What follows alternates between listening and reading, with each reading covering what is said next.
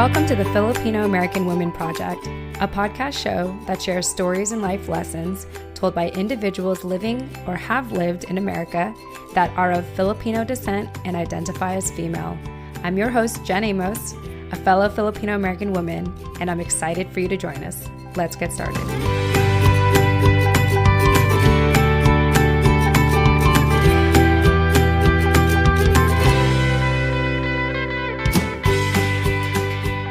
Hi everyone, Jen Amos here with the Filipino American Women Project. And as always, I have my incredible co-host with me, Nani Dominguez. Nani, welcome back to the show. What's up everyone? Welcome back. And just curious, because we will be publishing this as soon as it's done recording, almost probably within 24, 48 hours. I thought I would ask Nani, how are you doing with the coronavirus? Oh, I'm doing okay. I'm fine. I would like to go outside and see my friends, but I guess for now, video chat will do. I'm running out of wine, so there's that. Oh my gosh. I have friends, like including you, who like tag me and stuff in Insta stories, kind of like, oh, like, you know, yeah, everyone has been, I'm so sorry for inundating your inbox like that, but people tag me and I'm like, you guys, I only have like 4 friends, so all the same friends are going to keep getting tagged. No, I don't mind. So other than the puppies or like, you know, tagging like women that you really like look up to or admire and whatever, like some of my other friends are doing like, oh, see a shot, take a shot, you know? Yeah. And so I'm getting tagged in those and I'm just like, I don't have alcohol, y'all. Like that's like, my excuse. I'm like, I only have wine. Yeah. I was like, I don't have it. Trust me. Like if I did, like I'd be all about it. I don't want to like let people know that though, that I'm all about taking shots, because if like one person knows, then like I'm going to get tagged and everything. You're going to have a great night. Yeah. So I'm glad that I don't have alcohol right now. It's a really good excuse to not be inebriated during this crazy apocalyptic time in our lives. Anyway, cool. Thank you for updating me. It's always great to check in with you. And yes, with that, checking in. Yeah, absolutely. Yeah. And with that said, we are excited as always, because every time we get to do another show, it means that we get to interview another incredible person in our community. So I want to introduce you all to Starla Sampaco. Starla Sampaco launched Career Survival Guide to help early career professionals, especially women and people of color, navigate work-related challenges. Her background is in journalism and video production, and she has hosted shows on technology and Washington state legislation. In March 2020, Starla started anchoring daily broadcast segments for KCTS, Seattle's Channel 9. Starla, welcome to the show. Thanks so much for having me, Jen. It's so nice to meet you and Nani. Yes, it's an absolute pleasure to have you. Why don't we start with you sharing, how did you hear about the Filipino American Women Project? And more importantly, what inspired you to join us today to share your story? So I actually heard of you guys through Instagram. I think it must have been through a hashtag that I was following. And so I found your account and I loved that there was this community for Filipino to come together and talk about their experiences. I hadn't seen a lot of sites or platforms like yours, so I was really intrigued. Oh, very cool. You know, it's interesting because at first when I was thinking about naming the project, I thought, oh my gosh, like the Filipino American Woman Project is a mouthful.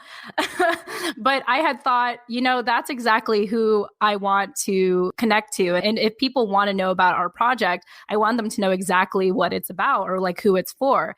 And so I'm just really glad that you came across us and found our project intriguing and you're here today to join us. Yeah, absolutely. And I think to answer the second part of your question, I think it's important for women, especially those of underrepresented backgrounds, to really make themselves and each other more visible in the mainstream. And I know that, you know, your project is towards a very niche audience, but it's still really important for us to be out there, to be making ourselves seen and heard. So I just love what you're doing. And when you told me that I could be on your podcast, that's such an honor. Oh, good.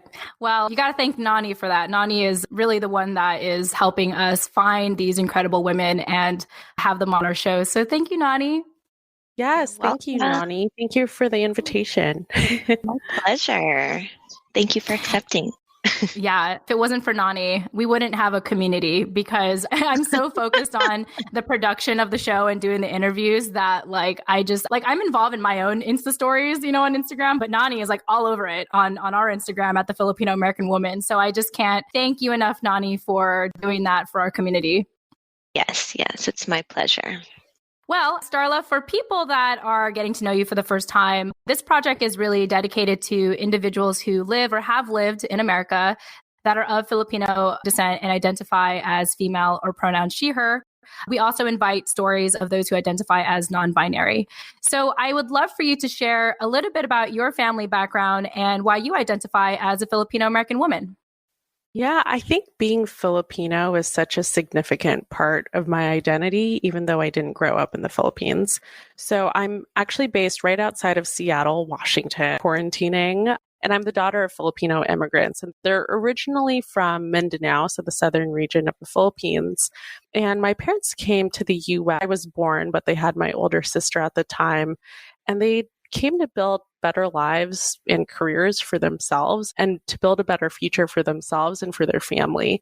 My dad's a civil engineer, so he came to the US to pursue his education and grow. I wasn't born in the Philippines. I always knew I was Filipino because of the way that my mom brought us up. And at home, our parents spoke Ilonggo, but it was all values that they brought us up with, right? I think a lot of immigrants, especially Filipino immigrants, can relate to being brought up with the values of working very hard, being opportunistic and resilient. So having that no excuses attitude that I'm not sure I would have had if I wasn't the daughter of immigrants. And I also think that being Filipino probably influenced my decisions early on when I was a teenager. So, I take so much pride in being Filipino American because it's such a big part of who I am. When I was 6 years old, my parents actually moved the family back to the Philippines just for a year. And when I look back on that time now, I think that was really the year sort of sparked my interest in diversity and inclusion, which is a huge part of the work that I do now, even though I didn't realize it as a kid, because I was surrounded by different people, different culture, much different from what I grew up with in Bellevue, Washington. And it taught me very early on that being around people and things that are different is not something to be afraid of. It's actually something that we should embrace. It's a great thing. So I'm really grateful to be Filipino American. I love that you say that. And in our notes here, you had mentioned that being different is not defective. Just because you're different doesn't mean you're defected. And I just love that you have a pride in your cultural identity. And I think that a lot of us, myself especially, had really struggled with feeling defected growing up. My culture wasn't part of it at first. I had other reasons why I felt defected, but eventually in life, when when my mom would buy that papaya soap and say, hey, use this, so your skin can get lighter, that had sent messages to me that oh, I guess my skin tone isn't pretty and I can't do sports in high school. Otherwise I'm going to get dark and I'm going to be ugly. And, and that had always stuck with me until one day I was using papaya soap. I was using it so much that my skin started to turn orange, just like the color of papaya soap. And I was like, oh no.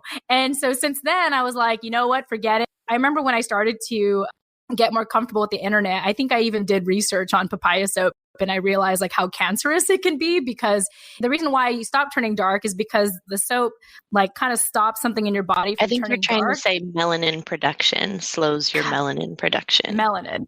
Thank you, Nani. Okay, so it stops your melanin. Melatonin is what helps you sleep. Thank you for cutting in. So melanin. Yes. So I just remember that it stopped it would stop releasing those. And although it makes your skin lighter because you're not getting darker, it also makes you more prone to cancer, because the sun and all that stuff. So I remember learning that later, and I was like, you know what? I'm just this is the skin I have. I'm gonna have to live with it. And nowadays, as you get older and you're around non-Filipinos, you get told that you're exotic, you're exotic, you're beautiful. And I was like, okay, I'll take that. I still feel like you're talking to me like I'm a foreigner, but I will take it.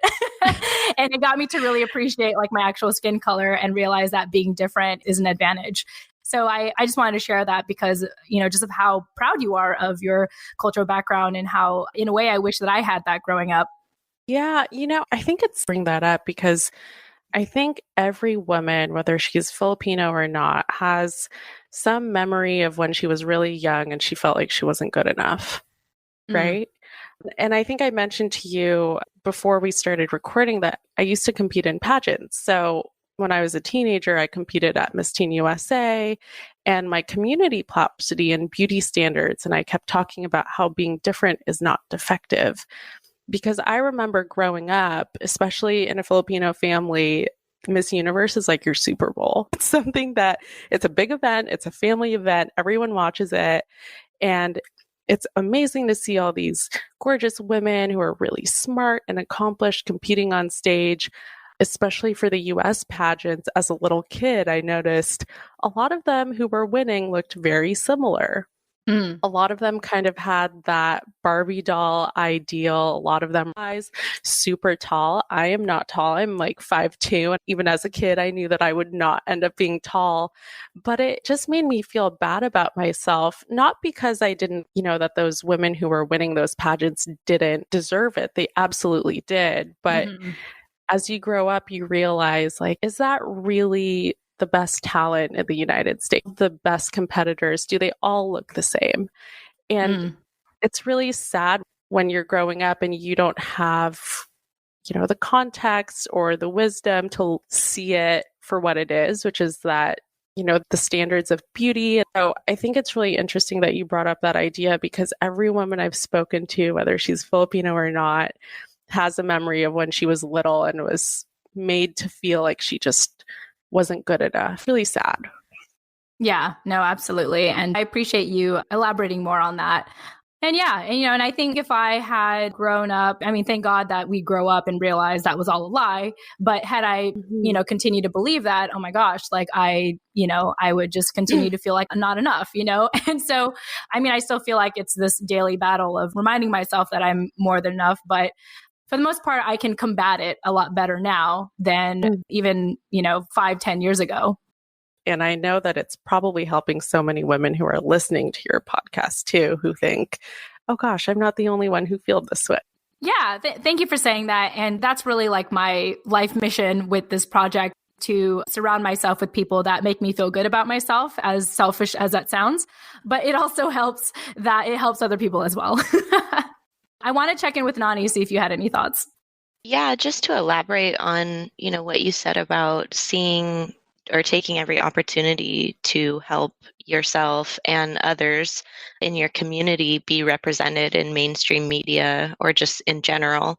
I think that it's really powerful to have you, come out and say that for, like you said, younger girls who feel that same way. And, we all grow up kind of forming our opinions about ourselves based on how we're received in the communities around us. And it's nice that you got to experience, being received differently by different communities in different places around the world, and that you really embraced all those differences that you brought and that you met in those circumstances. And yeah, I think that's really beautiful. It's nice that you're proud of that and that you're proud to stand out instead of being ashamed that you don't fit in, by nature. So that's refreshing to hear.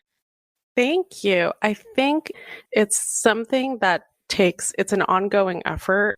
It's a lot of work to get to that point too, right? It's not like you wake up one day and you finally think, I accept myself. Right. It just doesn't happen like that. I think over time, these experiences teach you, wow, the things that made me different didn't make me a failure. They didn't make me less successful. They actually helped me get to where I needed to go. That we all kind of have to go through those tough moments to get to the other side. But once you get to the other side, it just puts everything else into perspective. And it's really quite liberating. All right. Jen Amos here, jumping into the middle of our show, as I always do, to remind you why this show is possible. So, at the end of every episode, I tend to say, if you didn't catch our guest contact info, don't worry, we'll have those in the show notes. Check them out. I worked so hard on them. You're welcome. Well, it's been brought to my attention that our show notes are not as easy to find as I thought. which is why starting summer 2020, the Filipino American Women Project is proud to be partnering with Captivate, the world's only growth-oriented podcast host. Captivate is created for independent podcasters, designed from day one to help you to focus on audience growth and the expansion of your audio influence. One way that Captivate makes our lives easier as independent podcasters is by taking the guesswork out of making a website for your show. That's right, a website for your show. So listeners, starting summer 2020, finding our show notes will be so much easier. All thanks to Captivate. You're welcome, as always. If you're about to start podcasting or are getting burnt out from all the extra work of producing one, like building a website, consider a 7-day free trial, that's right, free, with Captivate by visiting thefil-am-woman.com. That's the Fil-Am, short for Filipino American Woman.com. Or, check out our show notes in the meantime, which is in the details section of each episode. Once again, you can visit thefil-am-woman.com or visit the details section of this episode. Awesome, Starla. Thank you so much for sharing a little bit about your background and that diversity is beautiful. And just because you're different doesn't mean that you're defected. So really positive messages that I envy that you had known that at quite a young age. Envy in a positive way, not like I'm jealous or anything, because, I'm just as cool too. So yes, you are. Yes. Okay. All right. Well, let's go ahead and fast forward to life today, Starla. For people that are getting to know you for the first time, why don't you share what keeps you busy and most excited about life nowadays? Yeah, so we're in an interesting time. I'm barely leaving the house because of COVID-19. I'm in Washington State, so we're kind of at an epicenter, but I'm still actually think I've even been a bit more productive than I was before everyone was self-quarantining. These days, I'm really focused on my video series that you mentioned. It's really about helping early career professionals, especially women and people of color, and helping them learn how to navigate those unique challenges. So I'm really focusing on videos about strategies to help my audience work smarter, not just harder, how to build fulfilling careers, and also really how to advocate for us, especially in a professional setting. So right now I'm working really hard on that series. I'm trying to launch an e-course later this year. And I'm just really excited because I did some interviews in the US and also in Asia and the Philippines with tech, business, and media leaders, and a lot of really cool interviews. And I'm really excited.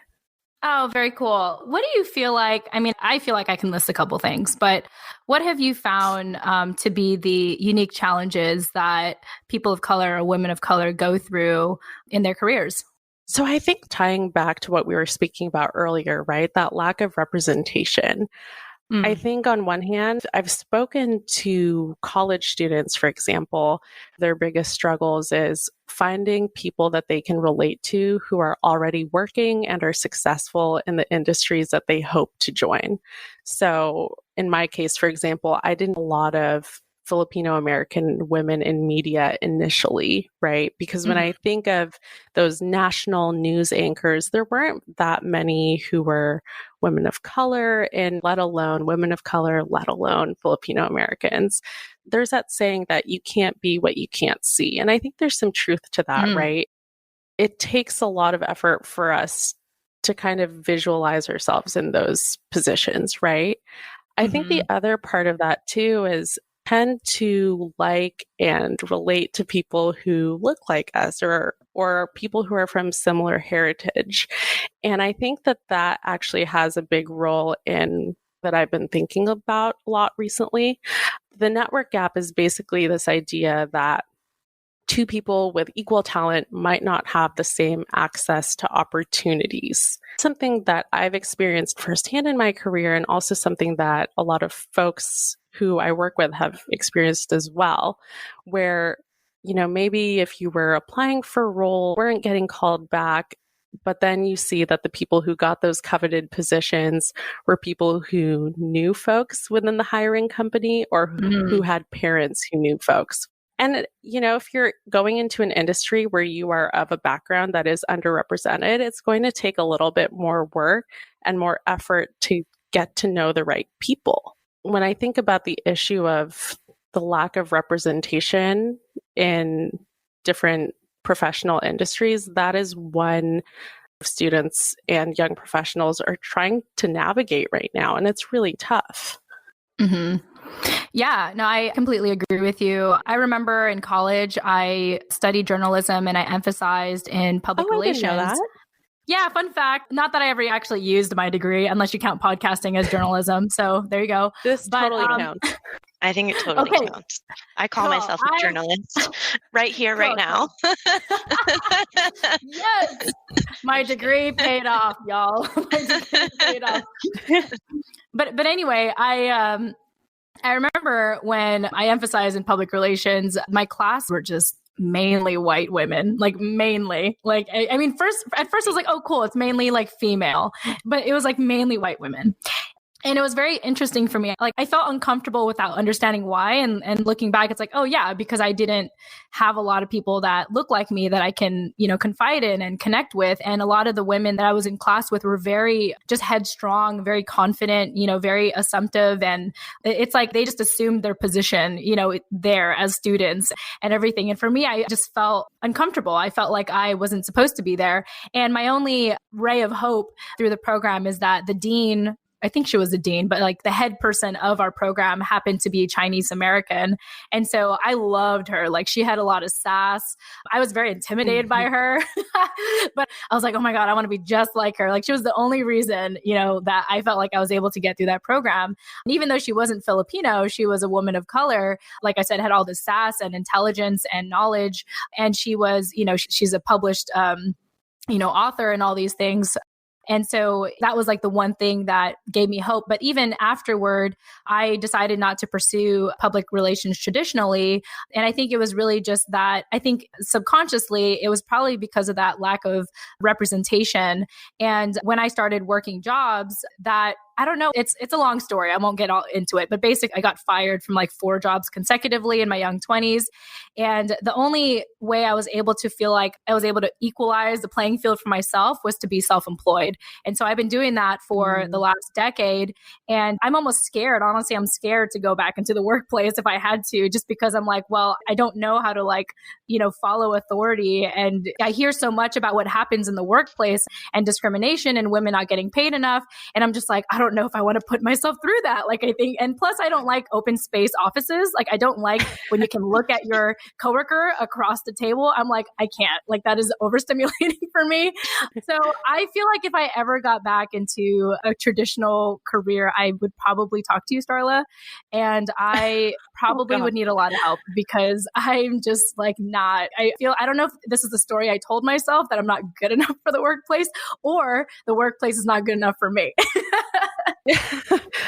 I choose to believe the latter. Okay. First of all, yes. For the workforce. But, I think you brought up an interesting point about women not getting paid enough and also discrimination. I think a lot of times when folks have entered the workforce, the issues that we deal with that are related to diversity and inclusion might not even be outright discrimination. And I think a lot of people don't understand that the lack doesn't necessarily mean that your workplace is inclusive. Like, there's still room for unconscious bias and microaggressions, especially if you're really young and you're the youngest person on your team. If someone says a microaggression to you, you're not really going to know what to say. And I think so many of us, when we're around folks that we can relate to or we feel like we have allies, it's a lot easier for us to speak up and have used those moments as learning moments. But if you're completely outnumbered, if you're the only woman or the only woman of color, it's much harder to speak up. And I've met a lot of women, unfortunately, who have left their careers because of the toll of being the only. And that's so, so sad. And I just wish that there was a way to just fix it really quickly, but there's no quick fix. I know it's difficult to be in spaces where you're the only, whether it's in a professional space or a personal one. I think that that's something that we are naturally just always met with and probably going to be met with for the generations to come. And so I think it is important to just normalize the conversation around those experiences.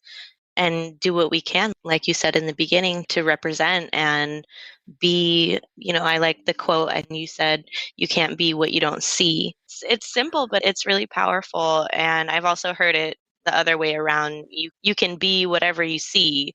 I forget where I heard that, but that is a really powerful message for kids. So, yeah.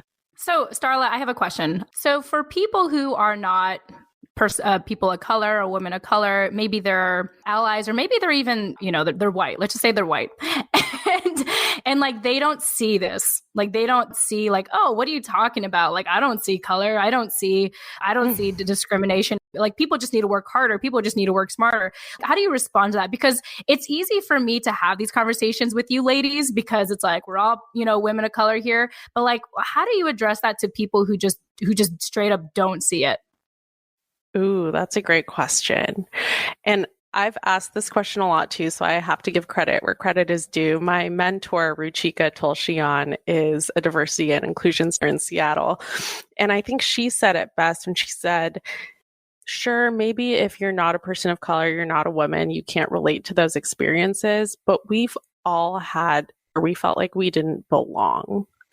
So I think that if you frame conversations from not belonging, that's something that everyone from all walks of life can relate to at another. I think also too, a mistake that a lot of folks make when they're trying to convince someone of the validity of inclusion initiatives is a lot of times it's personal, right? Mm-hmm. Like, we have these personal experiences that make it very emotional. And when we approach and we let that, unfortunately, if you make your anger too apparent, it almost makes it hard for the other person to listen to you. So I think if you're talking to someone, definitely don't feel like you need to clap back right away. Yeah. Because I think as soon as it gets very adversarial, people stop listening because they need to armor up and get defensive. But it's in those vulnerable moments where real listening happens. And the other sad truth, and this is something that I've done an interview on, not everyone will be able to have these conversations. When it comes to diversity and inclusion, it really is a journey. It might be really hard for someone to ever see the world. And for the person who's trying to do the convincing, before we even try to do the convincing, I think we have to take a step back and think, is this going to be worse for me? Was it going to be worth the emotional turmoil of me talking about how, being a woman or a person of color has negatively impacted my life? Because what if you get very vulnerable with this person and they still don't get it? How are you going to feel after that? And you have to decide if it's worth it. And of course, if it's safe. Like, if you are in a work environment and, let's say hypothetically, you're bring inclusion issue to your boss or a superior, it might not be the best idea to bring it up if you're not sure how the other person will respond, which is really sad. But, you don't know if you're going to be punished for it in some way. It might not be worth it for you. So that's something that I like to say, especially from college students. And I always say, be really careful before you even start the conversation, get a better idea of who the other person is, and maybe see if you can bring your own into the conversation. It's important when you're having those types of conversations, or when you feel the need to have those types of conversations, especially in like a professional workplace, that you meet people where they're at.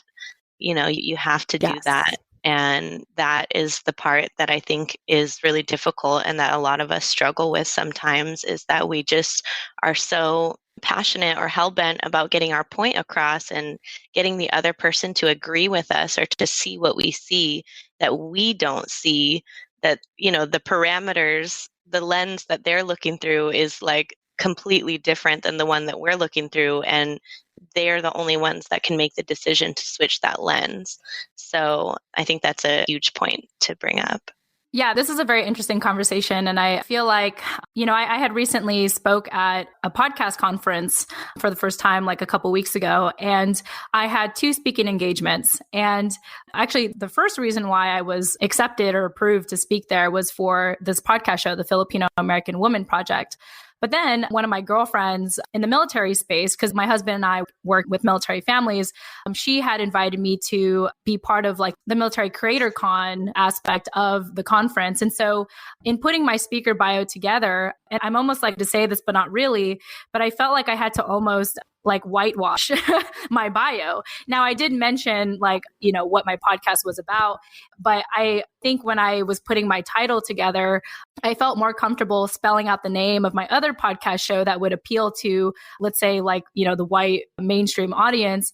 And then I put the Filipino American Women Project in acronyms. So I said the TFAW Project. And it's hard for me to kind of be around. I almost feel like I have this like double identity, whatever you call it, as we all do as Filipino Americans.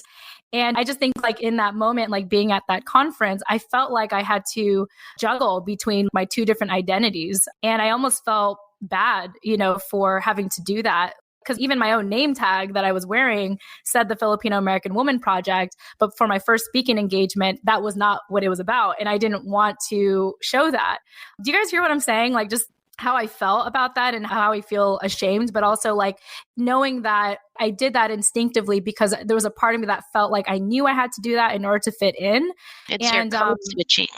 Yeah. And it was so interesting to just observe myself do that. Like I remember like at one point my husband was with me, and this happens quite often where I'm like the only minority woman, like, cause my husband's white and, white guys tend to be attracted to him and want to talk to him. Not in like a gay way. He's very straight, but like, just other straight white men want to talk to him. And a lot of times it's me and like 3-4 other white guys, and there's a part of me that feels like I'm shrinking, even though I was the one that had 2 speaking engagements and my husband was just there to support me. It was so interesting. So I thought I'd get both of your thoughts on that. I think I'm still processing that experience. Hey, everyone. Jen Amos, again, taking the time to say thank you in advance for supporting our ability to share your stories by listening to our ads. As more of us have no choice but to work from home, one problem is becoming apparent. Focus. How do you focus when you, 1, never worked from home, 2, are reminded why you've never worked from home, and 3, you need to figure out how to make it work anyway? Well, comes in my favorite music app that I've personally been using since 2017, Focus at Will. Neuroscientists have recently discovered that certain types of personalized music can help you focus, reduce distractions, and maintain productivity when working and studying. Focus at Will's exclusive instrumental music library keeps your mind from avoiding 2 undesirable traits: distraction and habituation. Distraction can be a result of anything in the day-to-day life, while habituation stems out of being bored with your surroundings or the task at hand. The music at Focus at Will is crafted to balance your mind between distraction and habituation, keeping you focused on your work. Focus at Will studies reveal a 200 to 400% increase in focus time with their most active users, including myself. Sign up for a 1-week free trial, that's right, 1 week free, today by visiting thefil-am-woman.com. That's the Fil-Am, which is short for Filipino American, woman.com. Or check out our show notes, which is in the details section of this episode. Once again, you can visit thefil-am-woman.com to get your 1-week trial of Focus at Will, or visit the details section of this episode. Yeah, I absolutely relate to this idea of not wanting to share too much about how you really feel if you can't quite read the audience. And I think sometimes that's a good strategic. Because like I said earlier, if you say something that you know that the other person really disagrees with, they're going to stop listening to you. However, I've been in situations where I feel kind of shy to talk about Career Survival Guide and how it specifically serves and is tailored to folks of underrepresented backgrounds. Mm-hmm.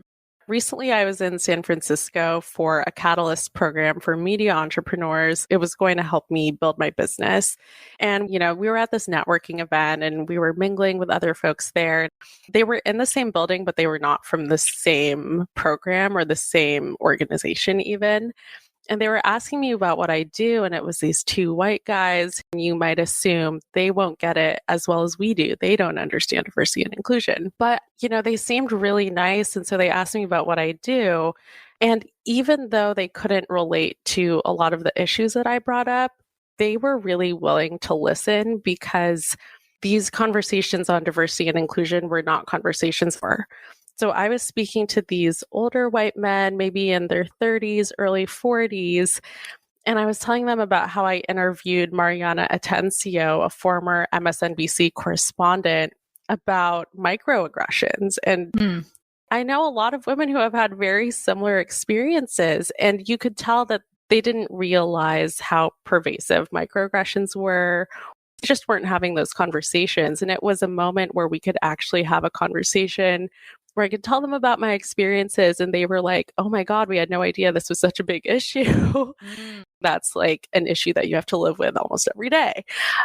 But I do think that, maybe there are some folks who won't get it, but I think you might bring more good just by being visible, because it's possible that the other person doesn't understand the types of issues and circumstances that we've had to deal with. Yeah, I agree. And I think that it's also important, like she said, to just be visible and to just be you, whatever that means authentically. Because, for me, in my experience, that code switching thing is like at the core of my identity because I have to do it with my family, right? I do it when I'm with my Filipino family, I'm a certain way. When I'm with my white family, I'm a certain way. And as I'm getting older, whether it's in those personal or professional spaces, it's really important to me to exactly that, be visible and show up as myself, and think of when I'm met with these like awkward conversations or weird comments, microaggressions, things like that. Like as I'm trying to be more mindful about how I respond to things, I try to think of how I can incorporate all sides of me into my response. Right? Because I'm ratchet, but I'm also very professional. You know what I mean? Like I'm ghetto, but I'm also very, very like stickler, like a grammar stickler. So it's kind of like you have to honor all the parts of yourself in your responses when you're having those conversations in order to convey like the complexity of your response. Ladies, I appreciate the words of encouragement. And I feel like this is a show that I would listen over and over just because I feel like there was a lot of verbiage and a lot of language that I can incorporate in my day-to-day, especially when I'm in places where I feel underrepresented, but still have to show up and still have to be visible. And it was interesting because I only started hearing people of color and women of color. I started hearing that phrase just recently, like I think in the last year or so. And for my president, yeah, I know. I'm like in a bubble. But I remember I was adding it in my presentation. I said, oh, I'm a woman of color. And my husband, he was all like, woman of color is not for Asians. Like he said, it's for like African Americans, for example. He's like, oh, it's for them. And I was all like, you sure? And he was like, I don't know. I mean, that's what I had assumed. He's like, don't you think that African Americans are going to like take that offensively, that you're taking their title? And I was like, I don't know. I was like, I literally didn't know. Yeah, I literally did not know. It's just like how when I first heard millennial for the first time, like someone said, oh, you're such a millennial. I was like, what is that? And I had to like look it up. I was like, oh, I'm totally a millennial. But like when, now being called women of color, it's like, oh, does that mean like all women that are non-white, like are they considered women of color, or is it just for a particular ethnic background? So even I'm still learning. That's a complicated question as well to extend that to people like me who are mixed with white, but I'm also not white. So does that make me a woman of color, or does that make me a white woman? Can I be both? Like, you know what I mean? Because I am both, but will you allow me to be both? Ooh. Yeah. Crazy. Wow. Not to get deeper, but No, I love this. Like I'm actually like, sitting still trying to decide like how do you answer that question? I feel like we're all tongue-tied right now. Cool. Well, we're not going to solve these issues today. Yes. Yeah. But hopefully for our listeners, this will, put a bug in your ear or get you to, think even for yourself, like how you identify and how you feel underrepresented and also how you show up in the workplace. And, hopefully our conversation also has given you some verbiage or language that you can use to continue to show up as you are to the best of your ability. Because I know even for myself, if I'm in an environment where I do feel like the minority and it's clear to me, I have to make a decision in that moment. Like, okay, am I going to shrink or am I just going to embrace this and just focus on being present and having conversations with people and not make it about my skin? Like, do I even think about my skin? But I guess I find that I think if I just focus on being human, and just having an open dialogue with people, even if I get asked, like, where are you from? No, where are you really from? Being able to ask that back and neutralizing that question, I think like that could be, I don't know. It's interesting. I don't have an answer. I don't have a conclusion. But I do. Answer is to not think so much about your response and just be whatever comes to you in that moment, Yeah. Yes. Like be whoever you are, however you truly are responding in your mind, just do it out loud. Yeah, for sure. Sometimes sometimes when I'm around my husband, I really get into being like a straight up like woman of color. Like, well, our country, I get all historical. It's like, well, the reason why I'm acting this way is because culturally, the women have been stripped away of their femininity. You're the enemy. Sometimes I'll do that. And like, my husband is like more of a history buff than I am. So it's like, I never win unless I'm angry. Usually when I'm angry, that's when he submits. And it's fine. It's like, okay, you can think that. Yeah. Okay. Obviously, we don't have answers for today, but, for our listeners, definitely encourage you to comment in, find us on Instagram, The Filipino American Woman, or shoot us an email or even a voice message and let us know your thoughts on this. Because at least for me, I feel like this is just an ongoing conversation. And I think the more we talk about it, the more answers we'll find and the more solutions we'll have for these types of uncomfortable conversations. So thank you, ladies, for indulging me in this and even giving me words of encouragement to show up as I am. Yes, of course. I think it's a great idea to ask your audience on Instagram or whichever platform, because I think especially, I'm trying to think, of times when I felt like I've had to shrink and kind of not be myself. Left those situations knowing for sure that I made the right decision. Whereas I feel like when I've been in situations where I've decided, oh, what the heck, I'm just going to be myself. So it's an interesting little experiment to do. But of course, only do that if it's, safe to do it. There's some company, but I would encourage people to try it. Yeah. And, especially with what's going on in today's times with the COVID-19, I should say it a little more appropriately. I feel like coronavirus is such a long name. So COVID-19, especially with this right now, and people of Asian descent are being targeted, for supposedly bringing this disease to the world. Sad. Yeah, it's so sad. Yeah. And in a way, I'm just really grateful that we all are in a lockdown so that, it's not just to not spread the disease, but I think it's just for everyone's safety, especially those of Asian descent. Yeah, to not get attacked. Because I've been seeing videos, I've been hearing people talk out about it, and it's just so crazy. But I believe that we still need to show up as we are, and people cannot attack us over the radio. So there you go. You have no choice but to listen to us. So there's my hope for all of us, is that we can still represent ourselves in a safe space from the comfort of our home over a podcast show. So with that said, ladies, we are getting to the final question of our interview today. I think we just had such a tremendous conversation so far that I said I will most likely listen to again and again, because I need to pick up this language and verbiage, as I keep saying, so that I can show up as I am. So the purpose of this project is to collect a series of life lessons and stories told by Filipino American women. And so, Starla, you had mentioned in our notes here that your life lesson you want to share today is that you have to learn how to really advocate for yourself because no one else will do it for you. I would love for you to elaborate on that and share an aspect of your life, maybe a story that had led you to this life lesson.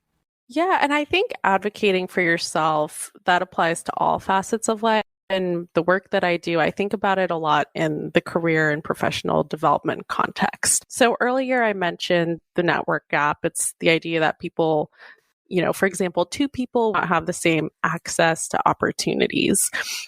That was something that I struggled with a lot, especially as a college student. At the time, I knew that I really wanted to go into journalism. A TV news anchor one day, that was the dream back then. And I would follow all of the advice of career counselors at the University of Washington. I took the extra courses to get more video skills. I made myself what I thought was like the perfect candidate on paper. It was tough for me at the time because I was working so hard. And I noticed that those coveted internship and job opportunities often went to folks who had parents who knew someone within those media companies. And that's when I learned that it wasn't enough for me to just work hard in silence and not wait for the opportunities to come to me, because if I had spent all that time waiting, I never would have gotten those opportunities. So for me, it was about becoming more strategic about the people that I reached out to and also how I reached out to them, right? Because when I saw people who had those connections within the companies, I figured, okay, I don't have those connections through my family, but how do I get those connections? And I just slowly figured it out. As a college student, I had begun my senior year with zero internship experience, and I was really anxious about that. But by the time that I graduated college, I had graduated with 2 TV news job offers, a portfolio that I was really proud of, and of course, 4 journalism internships under my belt. It's not like I was doing anything vastly different other than learning how to really advocate for myself. So fast forward to now, thank you. So we're shooting this podcast on the 24th of March. So in a couple of days, I'm going to start anchoring news segments on KCTS 9, which is Channel 9 here. And Seattle is the number 12 news market in the country. And I never thought that I would have this opportunity. Thank you. I'm like really happy about it. And the crazy part, I was that senior in college with no internship experience, and I thought my career was over. I just thought like, this is so unattainable. But I got the job that I wanted when I was in college, and I didn't have to audition because the hiring manager knew of me through someone else. I'm saying this because I really hope that if there's someone in your audience, especially a woman in college or who's early in her career who thinks that her dreams are just unattainable, you can really get to your goals much faster than you think you can if you have the right strategy. And it really starts with that mindset shift of learning how to advocate for yourself. It's really about planting the seeds now and going to the opportunities and even creating opportunities yourself. I remember I was told years ago that it's not like who you know, it's who knows you. And I think, part of advocating for yourself is creating those types of connections with people where they will keep you in mind. And so even though I said earlier on this conversation that I was fired from 4 jobs consecutively in my young 20s, good times, all of those jobs, I got them because people knew me, like people recommended me, like people had asked me. I remember Yeah, like no joke. I remember in college, like one of my, like he was like a youth leader for a YMCA, and I knew him while I was in high school. And I remember every year when I was in college, he was like, hey, you got to work at this charter school. Like I want you to work here. And every year I kept turning him down. And then finally when I graduated, I was like, what am I going to do with my life? He's like, hey, we're opening up a school closer to you. I was like, oh, okay, I'll take it. I mean, I got fired, but still it was like it was funny because when I got hired, it was then he said, oh, by the way, can you give me your resume so I could just have it on file? Like he didn't even ask for it to begin with. And then he had invited me to, interview other candidates to work with us because it was this new school and they were like hiring a bunch of new people. So, no work experience. I submitted my resume after I was hired, and then I was asked to help with the hiring, and all because I knew someone, and then even after that, like the other jobs that I had, same thing. I was just recommended. And so I truly believe that, yeah, it's not necessarily like, who you know, but who knows you. And I think it goes along the same lines of you saying that you advocate for yourself. And I think for me, it's all about, the networking that you do and being your most genuine self and showing up as you are in the best way possible. And yeah, and then magic will happen. Magic happens. Well, Starla, thank you so much for just sharing your story. And you just have such a wealth of knowledge when it comes to, pursuing your career and also sharing the career survival guide. Do you have any closing thoughts for us before we wrap up and share how people can get a hold of you? Yeah, I think I just want to reiterate what I said earlier. I would challenge someone listening to this to think about the things that make them different, that they think maybe are their weaknesses as your greatest competitive advantages. I think especially when you apply that to a career context, to the workforce, we need to have a diverse workforce. It's better for companies because you have that unique perspective that your coworkers, colleagues, and superiors don't have. And that is so valuable. So being different does not make you defective. Beautifully said. Well, Starla, if anyone is interested in learning more about the Career Survival Guide, or they just want to get a hold of you, how can they find you? So I'm on all of the socials, but I think the best way to reach me is Instagram or YouTube. So if you just want to look at the content, just type in Career Survival Guide, Starla Sampaco on YouTube, and you'll find me right away. But to connect with me personally, they can add a note, say that you heard me on the podcast. I'm also on Instagram at Starla Sampaco. Awesome. Well, wow, what a conversation. We could talk all night. If only I had wine like Nani does. But we could do a Zoom conference for happy hour. Yes. We're going to need to start doing those. Yeah, we were thinking, like Nani and I were even talking about having like just live calls where people, like if people just want to join us and just banter and just talk about like how we're all doing at home. So yeah, this episode will be released like this week only because like I'm behind on publishing episodes. And because, we don't have anything else to do but to publish these episodes. So be out soon, and we'll probably talk more about that live show. We'll see if it happens. Until then, Nani, I want to thank you again for co-hosting with me as always. You're welcome again, as always. And to Starla, I want to thank you as well. I'm excited to listen to this again. And to our listeners, if you want to get a hold of Starla and you didn't get that information, don't worry. I always include all the contact info in the show notes, which is in the details section of each episode, or stay tuned for our upcoming website in summer 2020. So you're welcome, as always. With that said, I want to thank you all so much for listening, and we look forward to speaking with you in the next episode. Tune in next time. Bye, guys. Thanks so much, Jen.